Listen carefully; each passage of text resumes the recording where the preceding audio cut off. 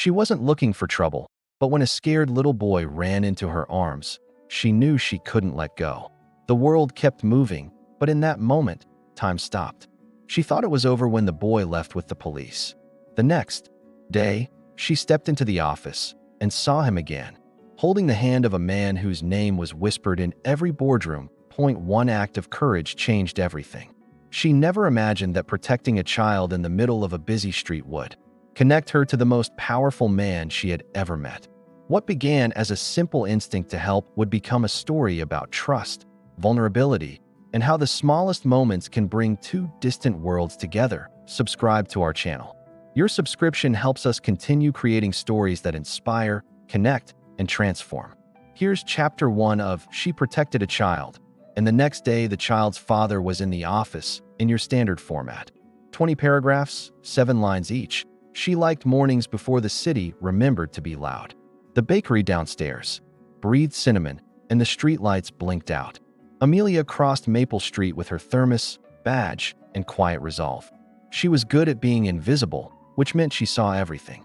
Numbers by day, novels by night, soft-spoken in between.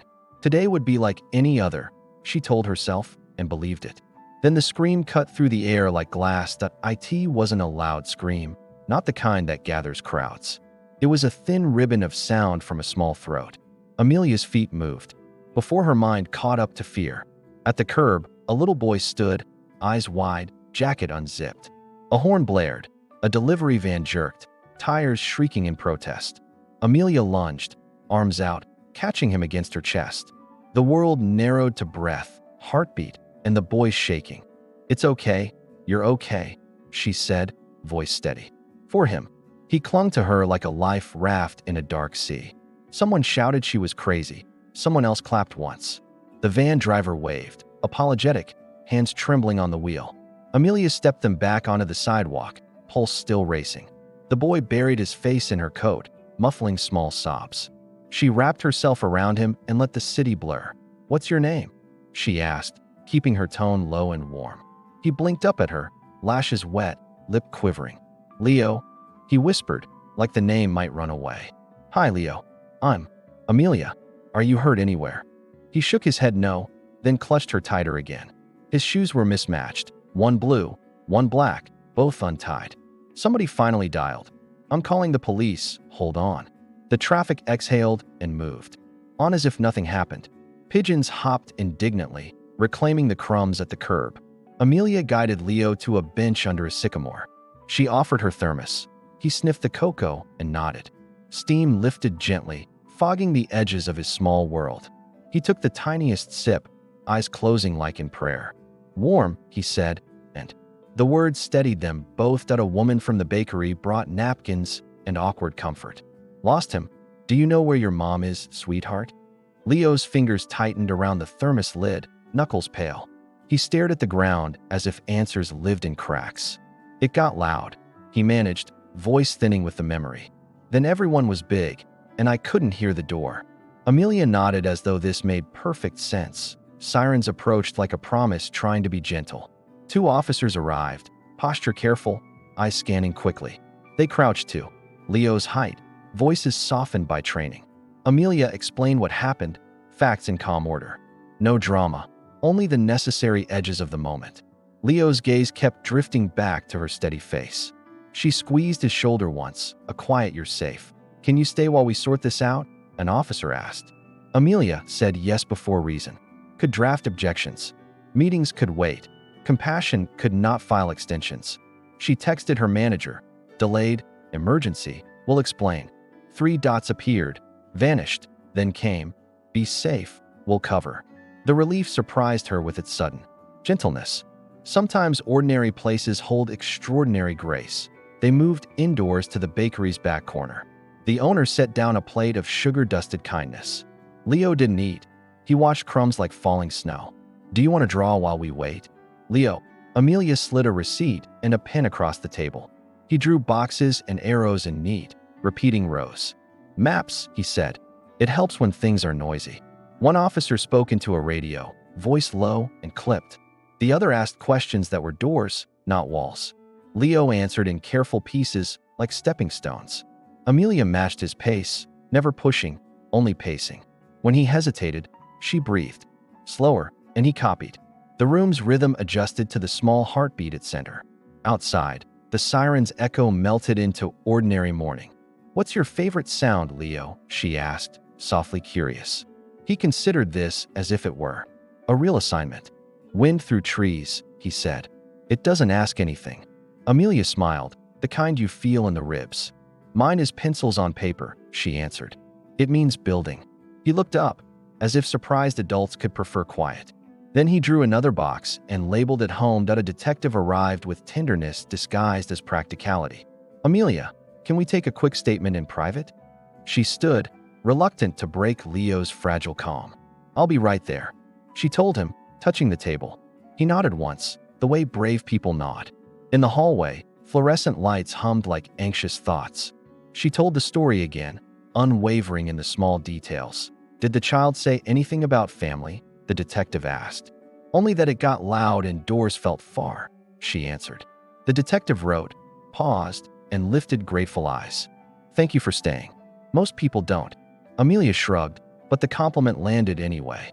Kindness always felt like a borrowed code. Warm, surprising. "Please let me know what he needs," she added. When she returned, Leo had aligned. Sugar grains by size. Order, she thought, is a bridge when water runs high. "Will you be okay with the officers for a bit?" He nodded, then slid the receipt toward her carefully. He had drawn a small umbrella over a stick figure. Another figure stood beside it, holding a cup. "Us," he said, as if naming stars. The officers guided Leo to the patrol car gently. Amelia walked them to the door and stopped there. He looked back, palm opening in a shy wave. She mirrored it, anchoring him with her quiet. "Thank you," the younger officer mouthed over the roof. Amelia swallowed, surprised by the ache of parting. The car pulled away, red and blue painting daylight. The bakery felt larger without the crisis inside it. She bought a second cocoa she didn't need. Outside, the city had returned to being impatient. Buses sighed, a cyclist argued with a pothole. Amelia checked the time and the distance to work. Her feet chose motion before. Doubts could interfere, but the day had already rewritten its first line. At the office, the lobby smelled like polished ambition. Elevators chased numbers upward with clinical cheer. Amelia greeted the guard who always saved her packages. He nodded, his news anchors, murmuring on a tiny screen. "Everything okay? You're pale," he said, concern peeking out. "Morning was different," she replied, offering the smallest smile. He tipped his head, meaning take care, kid. Her desk waited with spreadsheets. Like open hands, emails stacked themselves into little urgent mountains.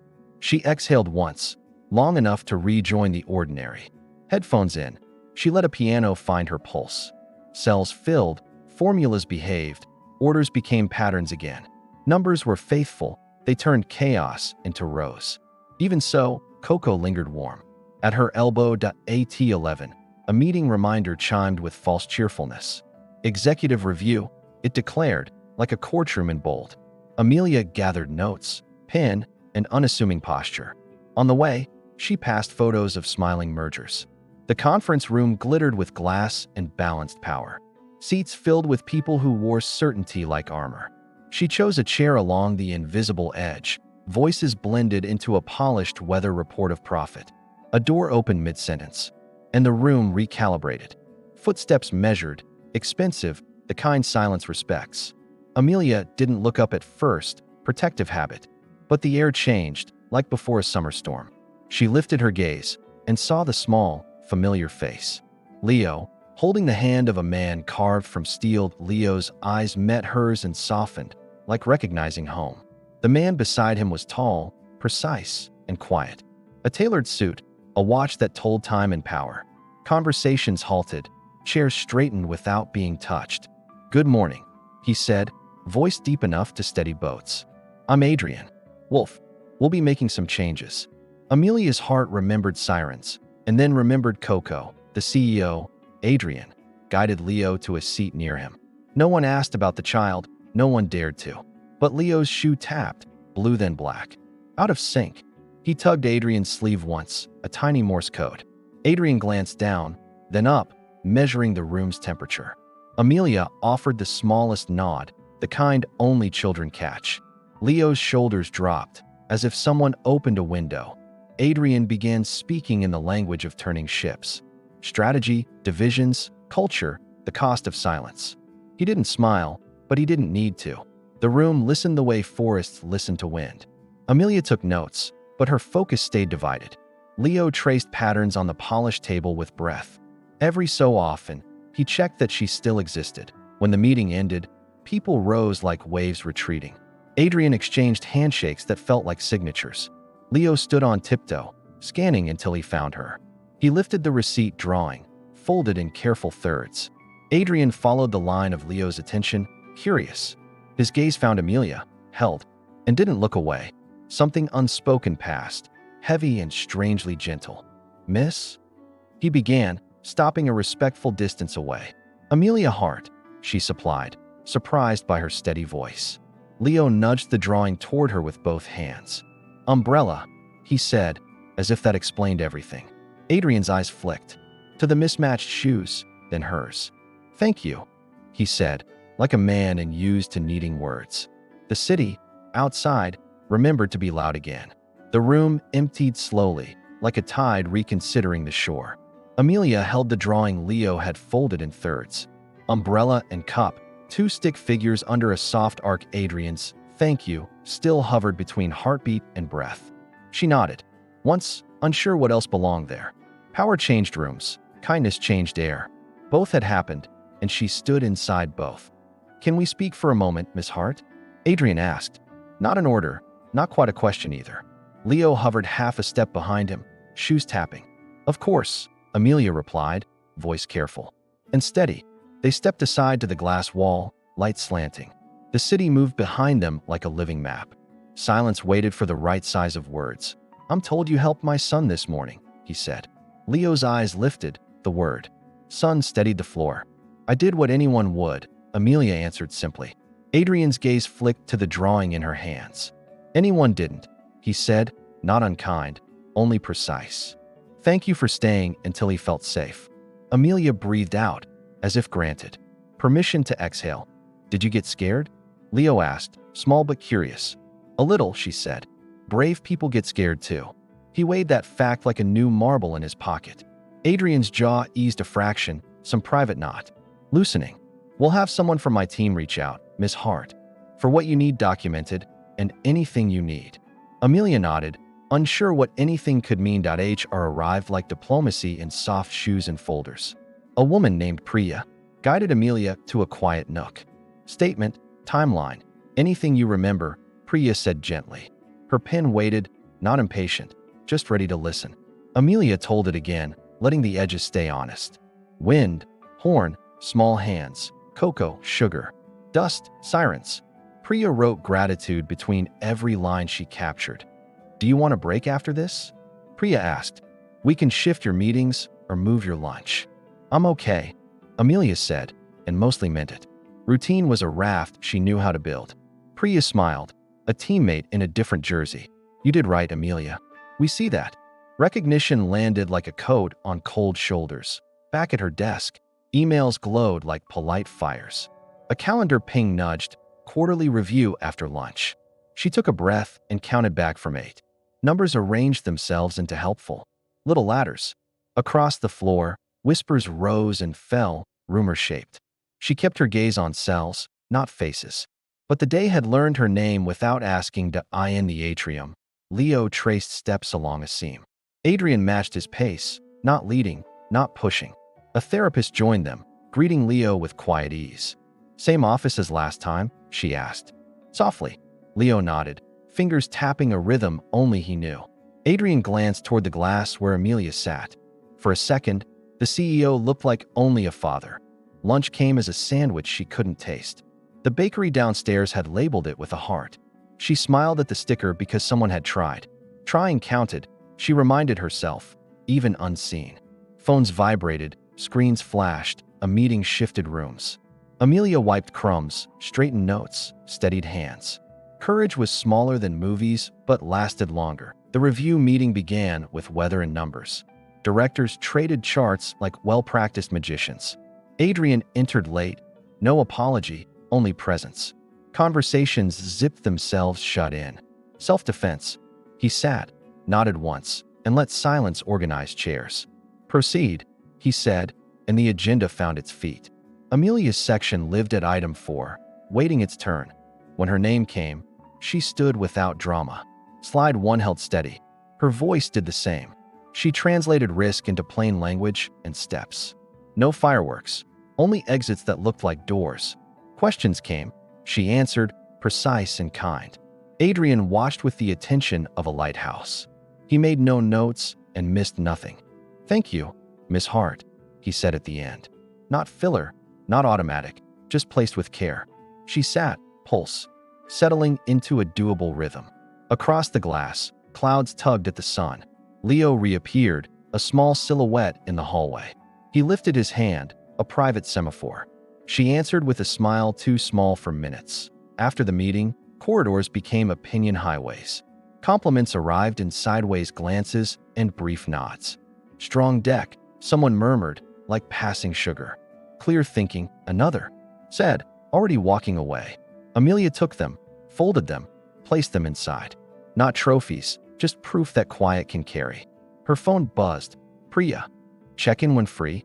They met in a lounge with plants and soft lamps. Priya carried tea that smelled like calm ideas. Adrian asked if you needed transportation tonight, she said.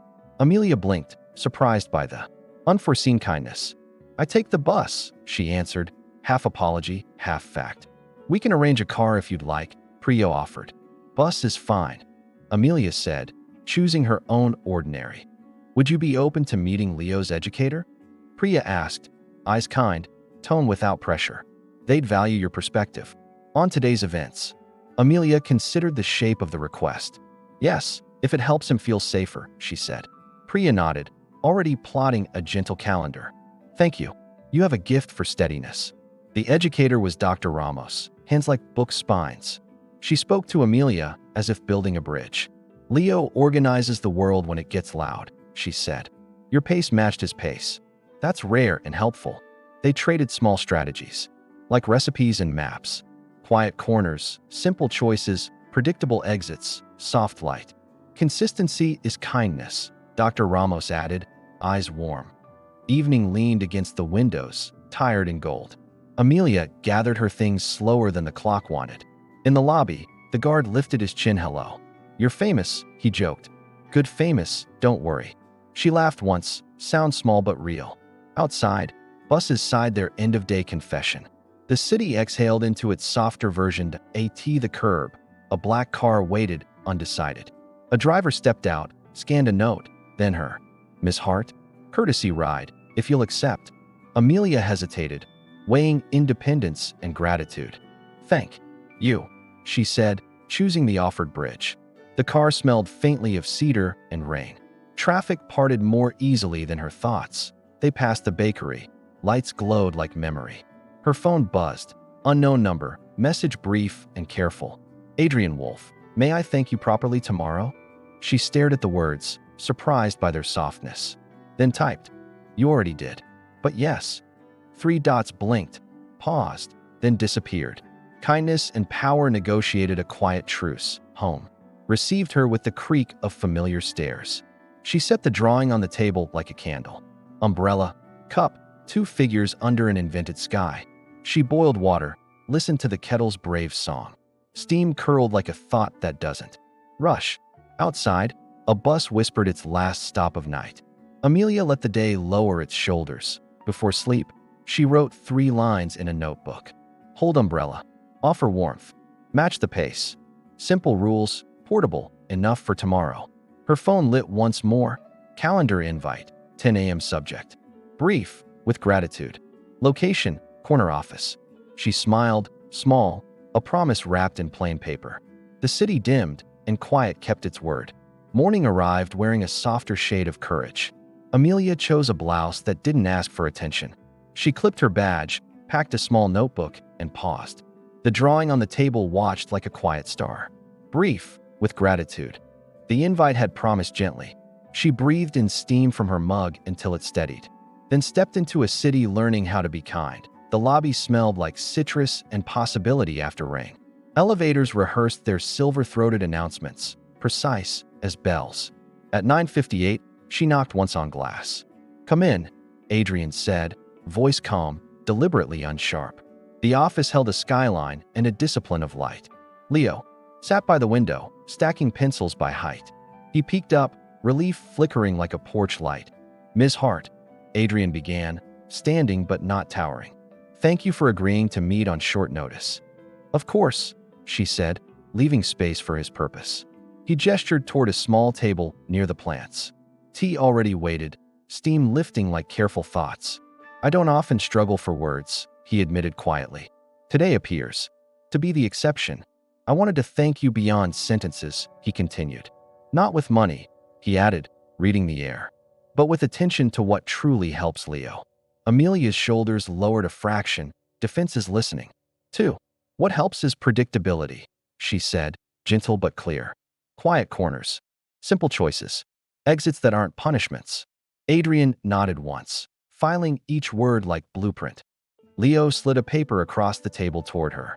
He had drawn boxes, arrows, and one small sun. "Map," he said, "for when it gets too much." Amelia traced the route with a finger, unrushed. "Where does this arrow lead?" she asked softly. He pointed to a little square labeled trees. "Wind sound," he whispered, almost smiling. "There's a terrace on 28, Adrian offered. "Planters, benches, a real attempt." "At green." "May we go now?" Leo asked without looking up. Amelia waited for Adrian to decide like a bridge. He looked at his watch, then at his son. "Now," he said, and the word warmed the room. They moved together, an unlikely, careful procession. The elevator hummed like a low promise kept. Adrian stood between them and the mirrored world. Amelia counted the floors with Leo, 1 to 28. They stepped out into a corridor tasting of leaves. Glass gave way to air. The city leaned closer. A row of planters hushed the building's hard edges. Wind threaded itself through basil and small pines. Leo closed his eyes and tilted his face upward. "The wind doesn't ask anything," he murmured again. Amelia mirrored his breathing without instruction or fuss. Adrian watched, hands in pockets, power on mute. Somewhere below, a siren practiced being necessary. Up here, shoe scuffs and leaf tremors made music.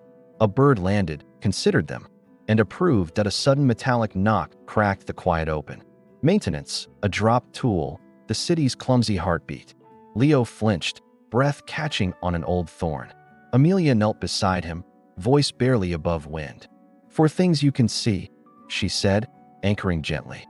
He counted. Pine needles, blue sky, Amelia's shoes, bird. 3 you can feel. She coached, palm ready, wind, bench, sleeve. He said, touching each with care. 2 you can hear, she offered, steady as shore. Leaves and your breath. He answered, softer now. And 1 you can smell, she finished with. A smile. Mint, he whispered, finding the planter without looking. The moment loosened.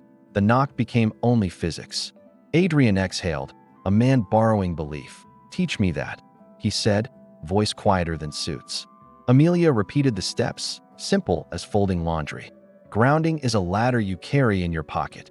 She showed him how to count without counting, how to speak slow enough for panic to hear, how to name a door before needing to use it. Adrian listened like someone learning a new alphabet. They sat there longer than calendars allow. Leo began to label leaves with secret names. Amelia scribbled notes that were more like prayers. Adrian's phone buzzed, and he let it fail twice. Finally, he glanced and typed one brief message, delayed for family needs, then put it face down. Language, for once, felt like an honest tool. Back inside, the building remembered how to hurry. Adrian held the door with unshowy courtesy. "And habit, Ms. Hart," he said, walking at her pace now. "I'd like to ask something practical, if you're willing." She waited, neutral ground offered, no assumptions made. "Would you consider a short-term advisory for Leo here? Just until we stabilize routines." "Advisory," she repeated, weighing shape and weight. "My role here is data risk, not child whisperer." "Today, you were exactly what we needed," he said. "Titles can be flexible when harm isn't." She glanced at Leo, tracing shadow shapes on carpet. "I'd do it for him," she said, choosing carefully. "But with boundaries I can. Trust. No publicity, No hero narratives, she began. No meetings that use him as a lesson. Access only when it's kinder than insisting on strength. Adrian's mouth twitched toward a nearly smile of respect. Agreed, he said, and meant it without flourish. Also, you answer to Priya, not to me. Power shouldn't complicate care. Priya arrived like a yes prepared in folders. We can formalize a flexible schedule around her core work. 2 check-ins a day, optional terrace minutes, educator syncs.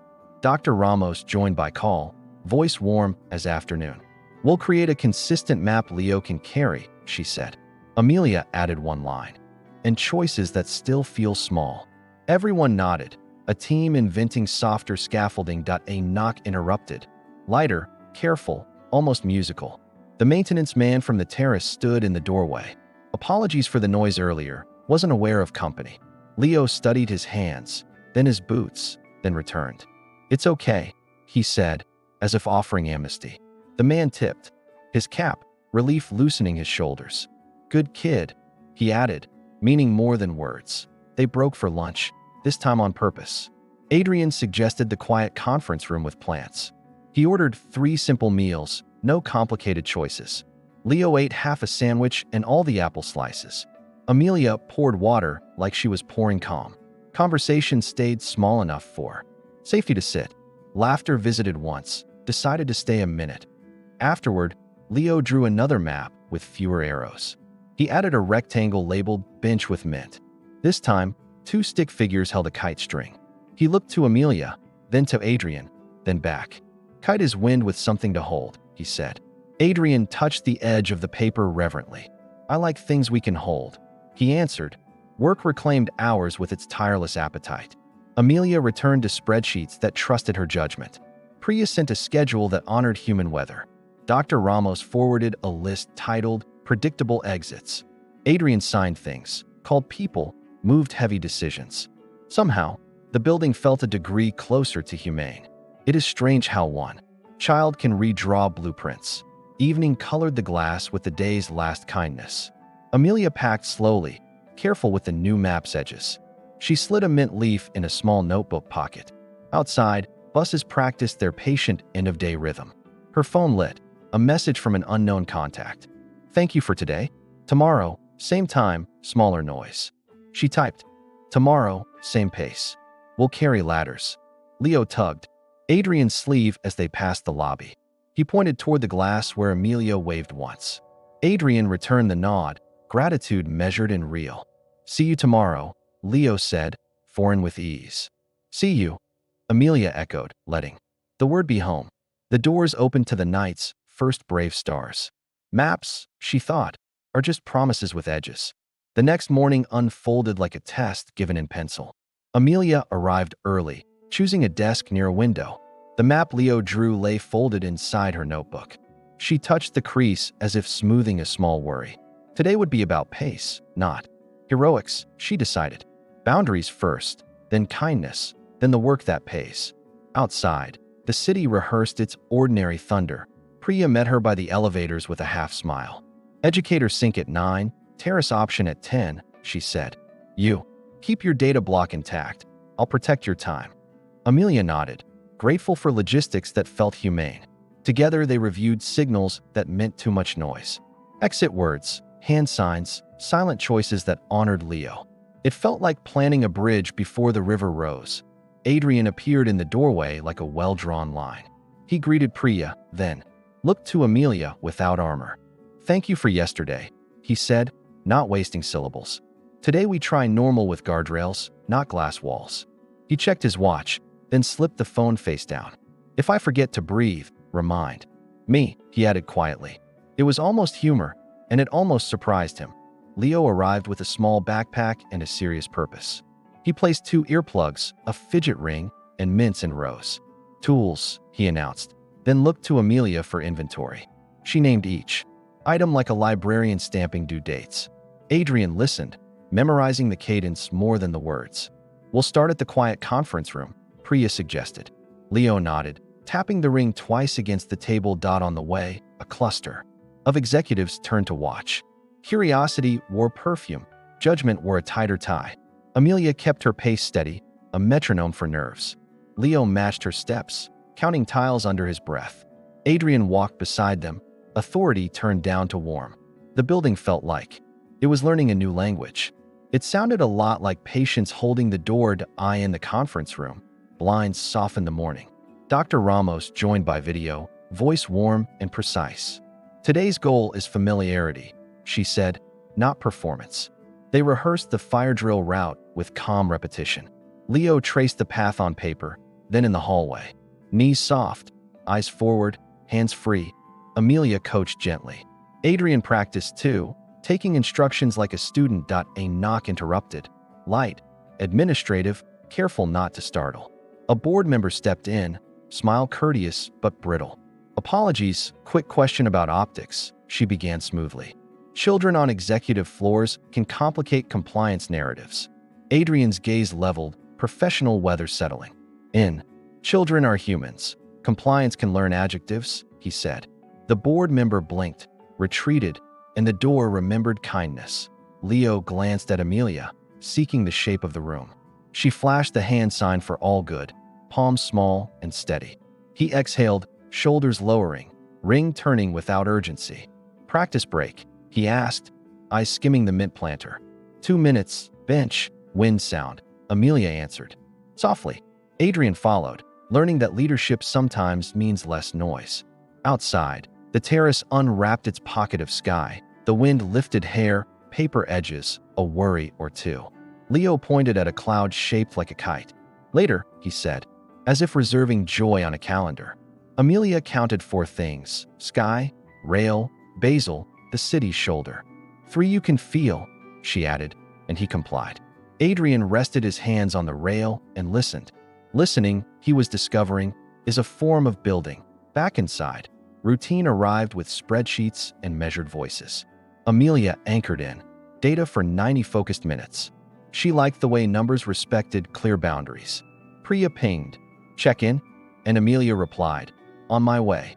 Leo was practicing doorways. Enter, pause, scan, choose a seat. Exits should look like options, not escapes, Amelia said. Adrian wrote it down like it belonged in policy.in. The cafeteria, clatter stacked itself into mild chaos. Leo hesitated at the threshold, fingers worrying the ring. Amelia scanned the room and chose a corner booth. Light behind us, wall at our backs, long view, she explained. Adrian carried trays, simple sandwiches, apple slices, no surprises. The first drop fork made Leo flinch and freeze. Amelia named 2 sounds, slow as a lullaby. Voices and air conditioner. Leo echoed, eyes unfixed. Now something you can hold, she prompted, offering the cup. He grasped it with both hands, heat seeping into calm. Adrian's shoulders unclenched a fraction he didn't know existed. A toddler nearby giggled. This sound asked for nothing. Leo smiled, brief as a bird touching water. They ate, conversation small enough to carry safely. Halfway through, a barista hit the grinder by accident. The roar tore through the room like a bad memory. Leo's breath stuttered, his gaze tunneled to almost black. Amelia's voice arrived first, low, present, grounded in now. Look at me, for things you can see, she said. Blue sign, your hands, Amelia's eyes, the mint wrapper, he managed. 3 you can feel, she continued, anchoring. His palms, bench, table edge, sleeve, he said, voice finding steps. 2 you can hear, she offered, and he listened. Clinking glass, air, he answered, shoulders beginning to fall. 1 you can smell, she finished, letting him choose. Apple, he whispered, and the storm lost volume. Adrian exhaled like a man set down from carrying. The barista mouthed sorry. Amelia lifted a gentle nod. After lunch, Leo drew a tiny coffee cup on the map. He labeled it Safe Corner in careful block letters. We keep adding places that know our names, Amelia said. Adrian looked at the drawing as if it were gold. Maps, he murmured, are the opposite of being lost. For a second, he looked less like steel, more like weather. Weather, Amelia thought, can be kinder than walls. The afternoon asked for deliverables and received them. Amelia presented a risk scenario with doors instead of alarms. Adrian invited her insights, then stepped back instead of over. Colleagues watched the exchange, curiosity softening toward respect. The building kept whispering its new vocabulary, slower, gentler, human. Leo rested in the quiet room with puzzles and pencil. Progress doesn't shout, it breathes. Near 4, an email pulsed through the executive floor. External audit moved up. Press inquiry pending, Priya read. Adrian's attention sharpened, steel remembering its function. We'll need statements by morning, he said evenly. Leo looked up, catching the change in the air. Amelia crouched to his height, translating storm into drizzle. Adults need to do big paper things for a bit. Can we still do terrace? At 5, Leo asked. He held the map like a passport willing to help. Adrian checked his calendar, then his son's face. Yes, he said, choosing the human deadline first. I'll draft while you walk, Priya offered, already typing. I'll review after, Adrian replied, trusting the handoff. Leadership, Amelia noted, could be a series of chosen doors. At T5, the wind wore the color of evening. Leo counted planes. Amelia named 3 kinds of clouds. Adrian stood close enough to hear, far enough not to crowd. The city's noise softened to a kind of prayer. Tomorrow we try the lobby again, Leo decided carefully. We'll carry ladders, Amelia said, tapping the notebook pocket. Adrian looked at them both, something unguarded in his eyes. As they re-entered, a headline flashed on a hallway screen. Wolf Industries under scrutiny. Questions about culture and care. The words moved like cold water through warm rooms. Adrian didn't flinch, but stillness tightened around his jaw.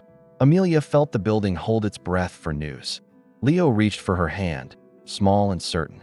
Maps, he said, reminding the night they had won. Morning came with headlines that tasted like metal. Amelia tied her hair back as if lacing resolve. The message from Priya read, Audit 2 p.m., comms at 11. She tucked Leo's map in her notebook like a compass. Outside, buses whispered. Patience. Inside, elevators rehearsed calm. Today, steadiness would have to be a practice choice. She chose it, the way you choose breath. Adrian opened the day with trimmed sentences and open doors. Work continues, he said, but we change. How the halls feel. He handed Priya the power of scheduling with mercy, gave legal the job of using fewer knives, more light. Asked ops to locate quiet rooms on every floor. Culture isn't a memo, he added. It's a map. Amelia felt the word choose her and wrote it down. At 10, they planned the lobby. Like a gentle expedition. Signals reviewed, exits named, the bench with mints circled. Leo lined up tools. Earplugs, ring, mints, a folded kite. 2 minutes in, then up, Amelia said, offering predictability. Adrian nodded, placing his phone face down on purpose. We carry ladders, Leo whispered, almost smiling at the phrase. Always, Amelia answered, making the promise. Out loud. The elevator hummed like a low-held note of hope. Security briefed them. Press outside, but the lobby is clear. Glass opened to a choreography of marble and murmurs. Leo counted tiles, steps small, and measured his prayer. A barista laughed too loud. A suitcase clacked like thunder. Amelia matched his breath and her steps to his rhythm. Adrian stood beside them. Authorities softened to shelter. The revolving door. A courier dropped a stack of forms. Paper fanned the air with sudden, useless wings. Leo flinched, hand lifting to his ear in reflex. For things you can see, Amelia said, voice. Like anchor. Blue logo, bench, Amelia's shoes, exit sign, he managed. 3 you can feel, she coached, palm open to choose. Ring, sleeve, floor, he said, pulse beginning to descend. A passerby muttered, not a daycare, into the marble. Hush. Adrian's jaw set. Power considered a fast, sharp answer. Amelia caught his eye and shook her head once. 2 you can hear, she continued, keeping the doorway small. Air, voices, Leo said, finding her face again. 1 you can smell, she finished, holding up a mint. Mint, he breathed, and the room returned to room. The guard from day 1 stepped forward with quiet ceremony. He offered Leo a sticker shaped like a tiny star. VIP, the guard said. Very important piece. Leo pressed it to his backpack and stood taller. The bench became a safe corner because someone said so. Amelia's gratitude looked like a nod and softer. Shoulders. Adrian's looked like a thank you that didn't need volume. The communications team passed, all measured steps and screens. A board member, Caro, paused, smile cool as polished steel. Optics matter, she said, especially when culture is questioned. Adrian didn't blink. So does care, especially when humans exist. Caro tilted her head, filing. The sentence for later use. Amelia placed herself between noise and the boy's map. Boundaries, she reminded herself, can be acts of love. Back upstairs, the building exhaled the lobby's lesson. Leo returned to puzzles, benches and trees added. To maps, Dr. Ramos pinged in. Exposure with consent, well done. Priya scheduled quiet room signage, like planting small flags. Adrian paused by the window, the city large and near. Scrutiny started with a truth we should have seen, he said. People were tired of being brave without help. He didn't elaborate, and Amelia didn't pry. Grief lived in spare rooms behind some sentences. Leo traced lines, humming a tune with no lyrics. Adrian watched his son as if learning a new calendar. Some days feel like magnets pulling in opposite directions, he added. Company to future, father to present. Both need you, Amelia said. But only one needs you now. At noon, the alarms tested themselves without warning. A siren tore across glass like a ripped curtain. Faces turned, feet stalled, shoulders lifted toward ears. Leo froze, breath snagging, eyes shrinking to a tunnel. Amelia moved first, hand warm. Words slow and exact. Map, knees soft. My voice, she said, locking eyes. Adrian bent to their level, lowering height to kindness. Stairwell doors opened into waves of hurried caution. Steps multiplied, echoes stacked like impatient shadows. Someone brushed Leo in the crush and he stumbled. Adrian lifted him, not as rescue, but as steady ground. Counting the rails, Amelia said, tapping the metal lightly. 1, 2, 3, Leo echoed, anchoring to the rhythm. They paused on a landing where the air remembered calm. For you can see, Amelia guided, breath slow on purpose. Bolt, paint chip, Amelia's ring, Dad's watch, Leo said. 3 you can feel, she offered, holding the choices out. Rail, shoulder, air, he answered, voice returning to him. 2 you can hear, she smiled, giving him time.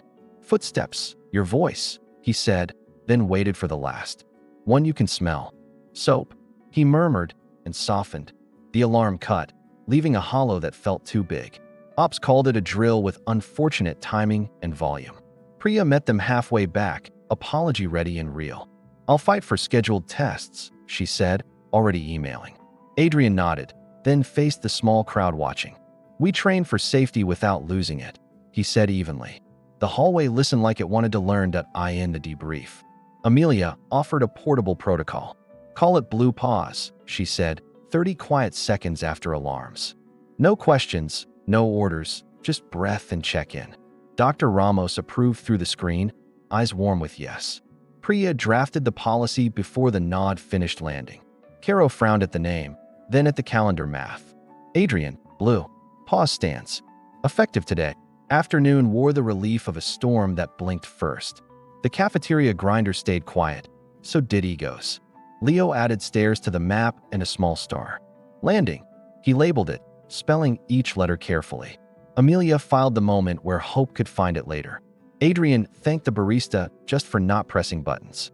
Sometimes care is what you don't do. At 4, the terrace held a wind gentle enough to teach. They unfolded the paper kite Leo had guarded all day. Adrian tied the string with the precision of habit. Amelia let Leo decide when to run and when to stop.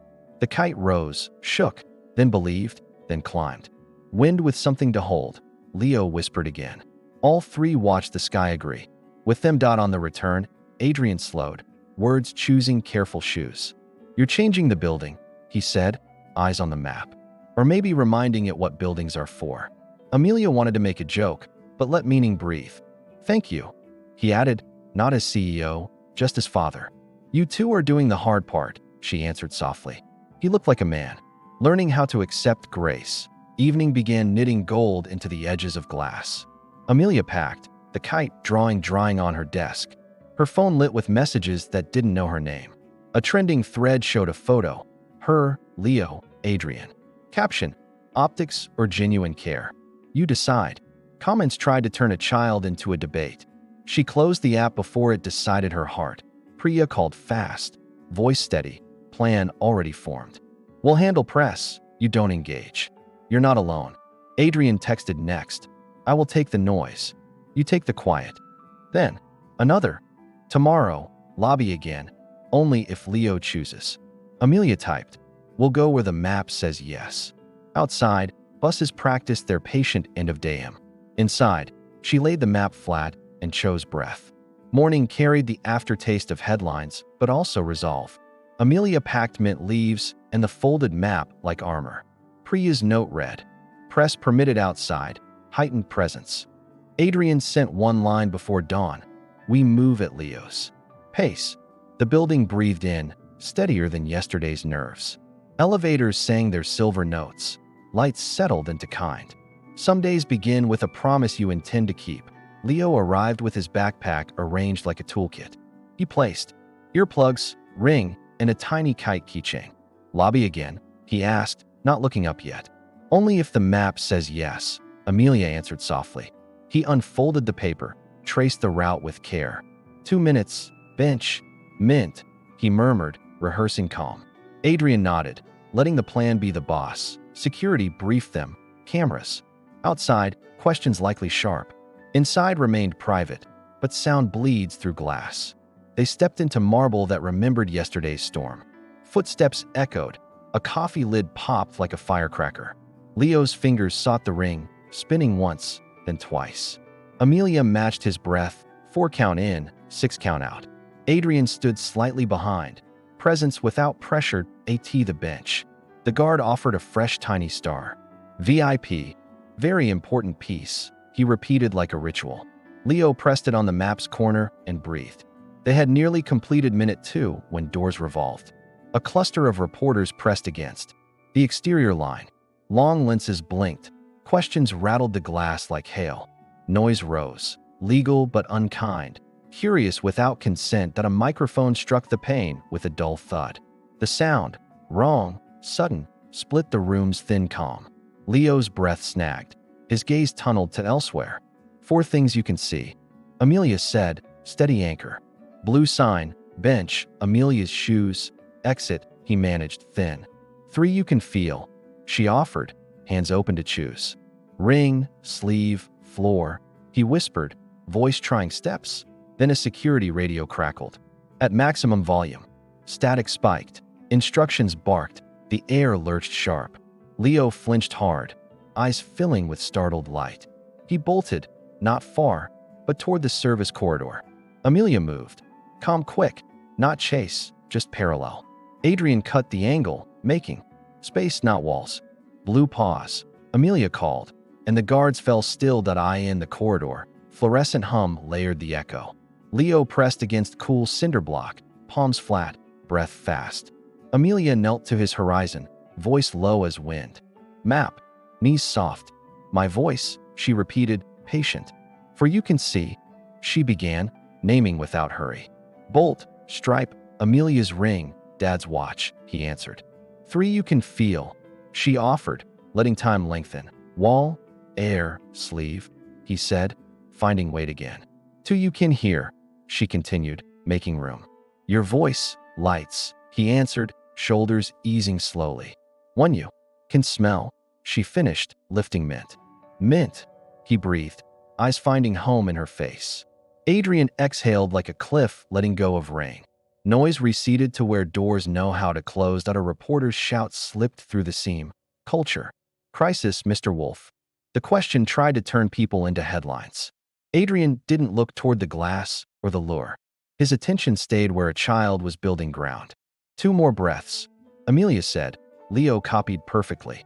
Ready to move or ready to wait? She asked. Wait, then move, he decided, choosing his own speed. Priya arrived with palms open, voice measured to kind. Route is clear. We'll take the east stairs, quiet. Amelia glanced to Leo. He nodded once, precise. They walked together, corridor to stairwell to landing.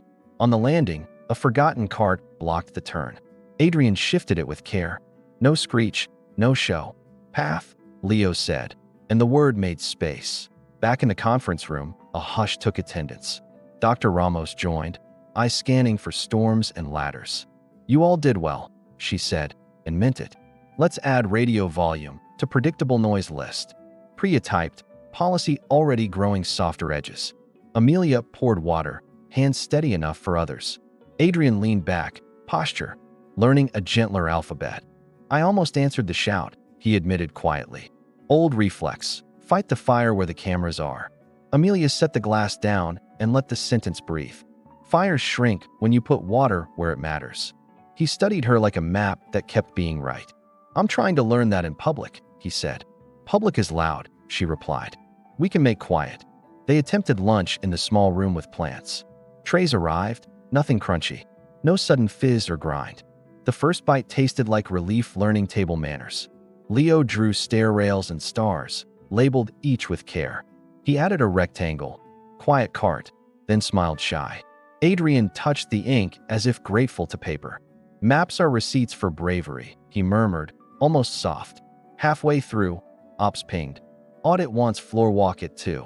Caro replied all. "Optics requires CEO presence." Adrian's jaw thought about old habits, then chose new. "I'll join at 2:20, he wrote. "Family need first." Silence followed, the kind that measures men differently. Priya sent a thumbs up only Amelia could see. Leadership can be a refusal done kindly. Before the audit, they tried the lobby once more. Security lowered radios to whisper and used their eyes. The guard flashed Leo a new sticker, tiny shield this time. "VIP, very important peacekeeper," he said, solemn. Leo stood a little taller, star bright on strap. Reporters waited outside, their questions pacing the line. Inside, the bench held, and so did everyone. A sudden power dip flickered lights to gray. Not darkness, just a stutter, a reminder of fragility.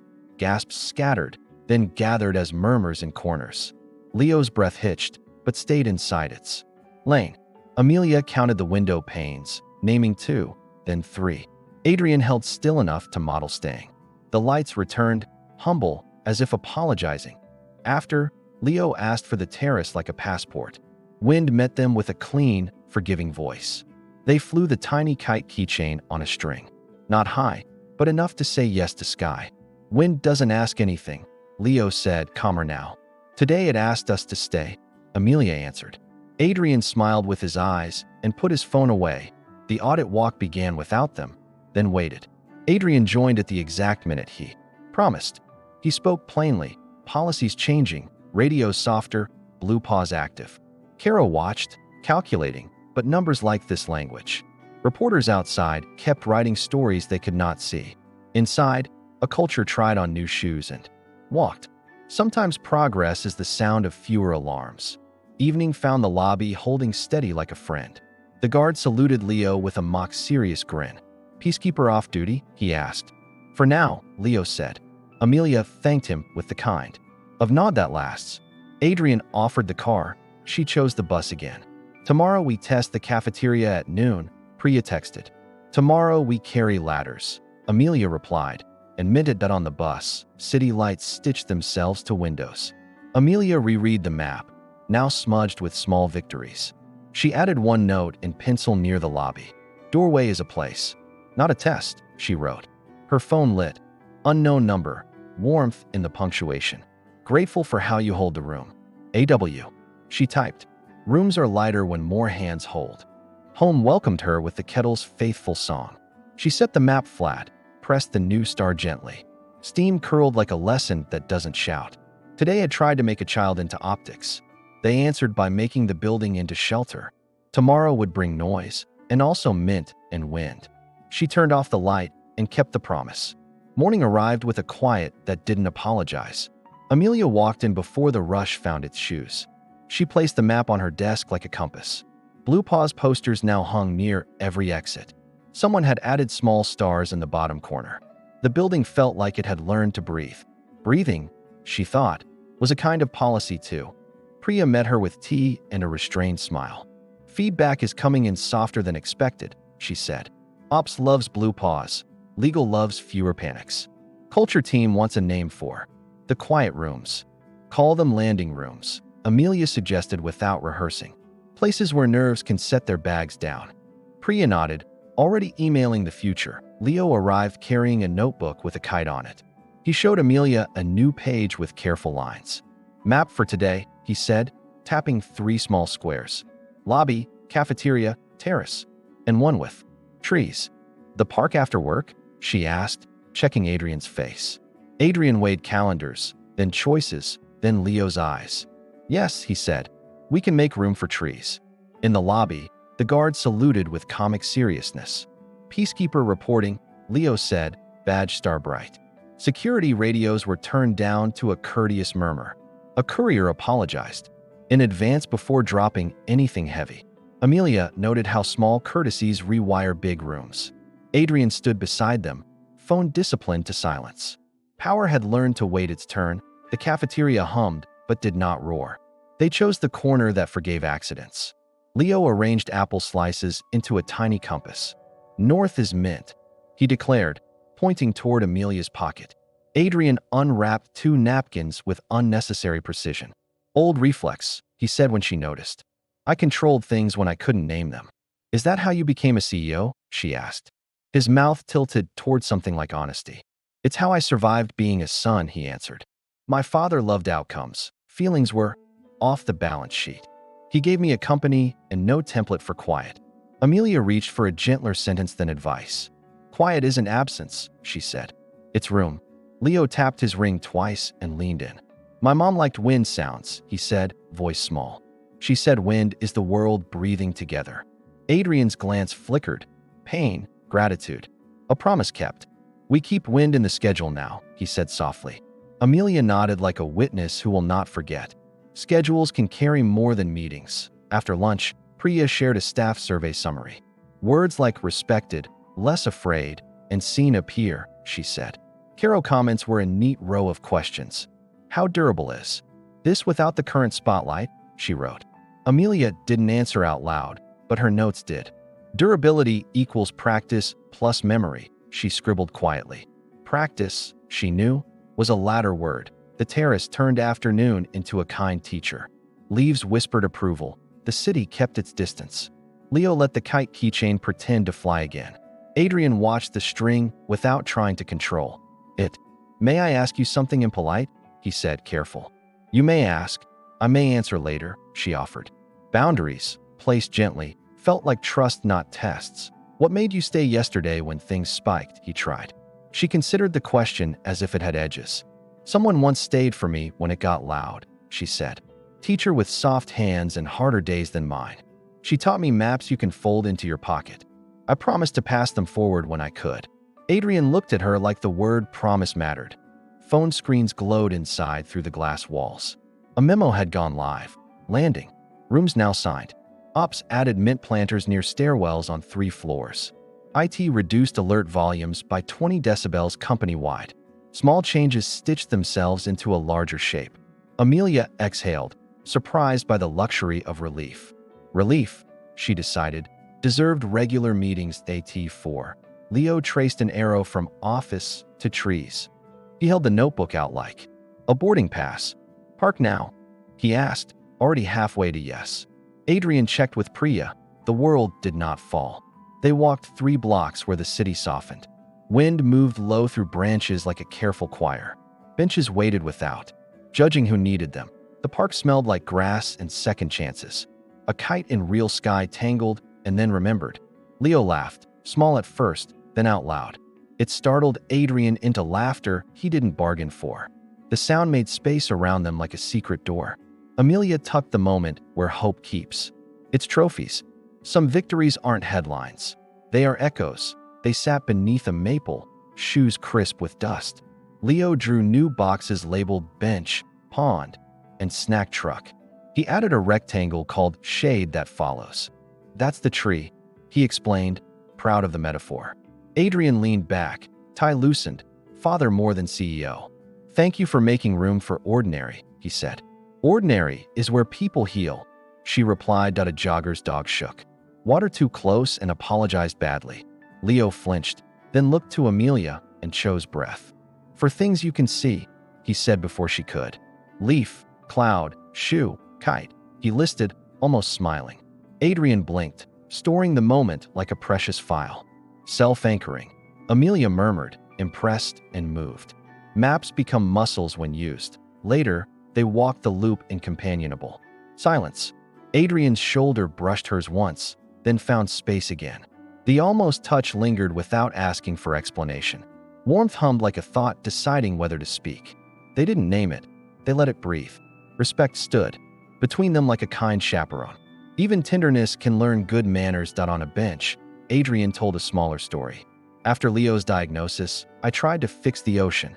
Schedules, therapies, experts, checklists longer than sleep. I forgot to sit with him in the boat. Control is a shelter with no windows, he said. Amelia listened without training a solution at him.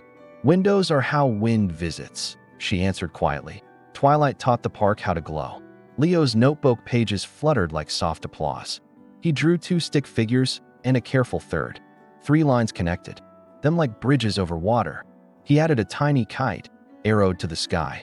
Family, he said, not asking permission from the word. Adrian's eyes shone with a restraint that honored it. They walked back as shop lights learned to be stars. Adrian's phone buzzed with a headline that waited. He ignored it like a disciplined muscle. Thank you for today, he said to Amelia.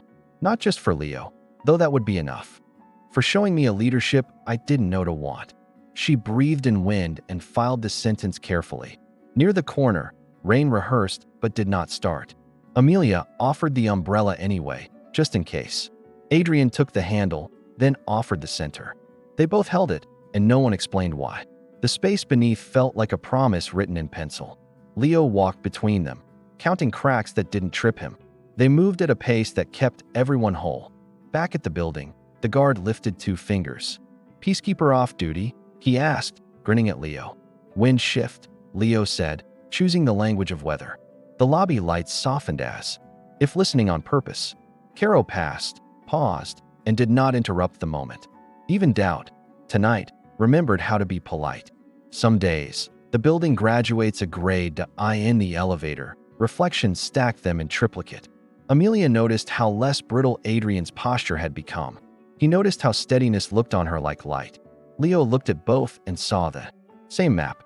Kite again tomorrow, he asked, hopeful but prepared. Tomorrow, Adrian promised, and didn't flinch at the word. Promises, Amelia knew, are ladders we climb together. They tee her door. She found quiet waiting faithfully. She laid the map flat and slid a mint inside. Steam rose from the kettle like a tender applause. Her phone blinked. Today felt like Windows. AW. She typed, Windows are how families breathe, then paused. Deleted families, wrote people, and hit send. Some edits are just shyness telling the truth. Before sleep, she wrote 3 more lines in ink. Make ordinary large. Let silence carry. Share umbrellas. The page looked like a prayer without instructions. Outside, wind braided itself through the city's scaffolds. Somewhere above, stars negotiated with cloud cover. Amelia turned off the lamp and kept the room gentle. Love, she thought, might be another word for pace. The rain from the night before had left the streets rinsed and calm. Puddles reflected the city's glass towers like small, perfect lies. Amelia stepped onto the curb, umbrella folded but ready. Today was circled on Leo's map with a tiny gold star.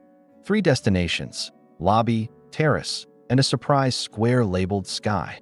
She didn't ask. Leo liked revealing his plans at the right time. Adrian's car arrived exactly when it meant to, not rushed. Inside the building, the lobby felt almost like a friend. Security radios whispered instead of shouting instructions. The guard handed Leo a sticker shaped like a kite. VIP, very important pilot, he said with mock ceremony. Leo grinned and stuck it beside his mint star. Adrian exchanged a glance with Amelia, shared pride without words. Progress, they both knew, was built in small, steady bricks. The terrace greeted them with air that knew their names. Mint leaves bent in a breeze that asked nothing of anyone. Leo held the small kite, letting the string spill freely. It danced higher than the week before, pulling toward the sun. Amelia watched the cord between them like it was a promise. Adrian's hand steadied the reel but didn't control it. Wind knows where to go, Leo said, as if explaining life at noon. Priya joined them for the cafeteria run. The corner table was waiting, chairs angled towards safety. Leo lined up apple slices again, compass points intact. "North is still mint," he said, and Amelia smiled. The first clatter from the tray line came and went without panic. Adrian noticed, the way you notice a bridge holding. "Self-anchoring," he murmured, storing the term for later use. After lunch, they took the east exit to the park. The path was lined with trees wearing late-season leaves. Leo ran ahead to a spot near the pond. "This is sky," he announced, pointing to a shaded bench. From here, the clouds looked like they belonged only to them. Adrian sat, tie loosened, breathing in something not on any agenda. Amelia sat beside them, letting quiet do the talking. They stayed until the sun leaned low behind the buildings. Leo sketched the pond, the trees, and 3 figures. This time, there was no label, just the image. He handed it to Amelia without explanation. She understood. Some maps don't need names to be clear. Adrian looked at it and let his silence. "Agree." The paper felt like it should be framed. On the walk back, Caro appeared at the corner. Her expression held calculation, but her voice was softer. "The audit report favors the changes," she said briefly. "People feel safer here. That matters more than optics." Adrian nodded, not claiming victory, just acknowledging progress. Amelia caught the flicker of relief in his shoulders. Even skeptics, she thought, can learn the language of care. Back in the lobby, the guard offered his usual salute. "Peacekeeper off duty?" he asked, grinning. "Peacekeeper in training," Leo replied, voice proud but shy. Adrian reached for Amelia's umbrella as the first drops fell. They stepped outside together, walking at the same pace. The city's lights began stitching themselves into the wet streets. Rain softened the edges of everything. At the curb, Adrian turned to Amelia. "You've changed more than you realize," he said. "Not just this building, me too." She wanted to deflect, but let the moment land. "Maybe all I did was remind you where the windows are," she said. He smiled, small, but the kind that lasts. "Then you've done more than enough." Leo squeezed her hand before climbing into the car. "Tomorrow we draw a new map," he said, certain. Amelia nodded, pocketing the mint leaf he gave her. Some gifts are small enough to carry everywhere. She watched them drive away, the kite sticker in the window. The street smelled like rain and second chances. It felt like both could last. That night, Amelia placed all of Leo's maps on her table. Each one was a receipt for a day they built. Together, blue paws, landing rooms, benches and mint, kites in quiet corners that used to be exits. She realized the maps weren't just for Leo, they were for all of them. Proof that safety could be taught and trust could be drawn. Some cartography is measured in hearts, not miles. She boiled water and let the steam fill the room. Outside, the rain slowed to a steady, forgiving rhythm. Tomorrow would bring new noise, new weather, new tests, but also new maps, new wind, and the same promise. She had learned that leadership was just another word for care, and care, when shared, could change the shape of whole buildings. Sometimes, even people. If this story touched your heart, imagine how many more are still to come. Here, every story is more than just entertainment. It's a reminder that kindness and courage can change lives. Tell us in the comments. Do you believe small acts can transform the world? Like this video if it moved you. Share it with someone who needs hope today. And subscribe now so you don't miss the next story that could change everything.